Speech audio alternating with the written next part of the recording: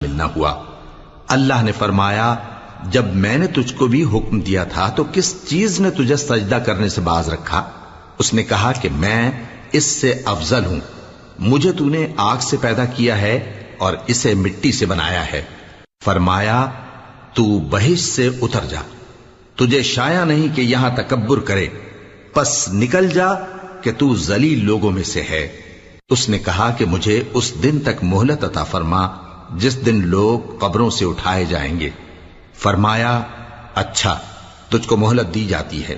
بولا کہ مجھے تو نے گمراہ کیا ہی ہے، میں بھی تیرے سیدھے رستے پر ان کو گمراہ کرنے کے لیے بیٹھوں گا، پھر ان کے آگے سے اور پیچھے سے اور دائیں سے اور بائیں سے غرض ہر طرف سے آؤں گا، اور تو ان میں اکثر کو شکر گزار نہیں پائے گا۔ اللہ نے فرمایا نکل جا یہاں سے پاجی مردود، جو لوگ ان میں سے تیری پیروی کریں گے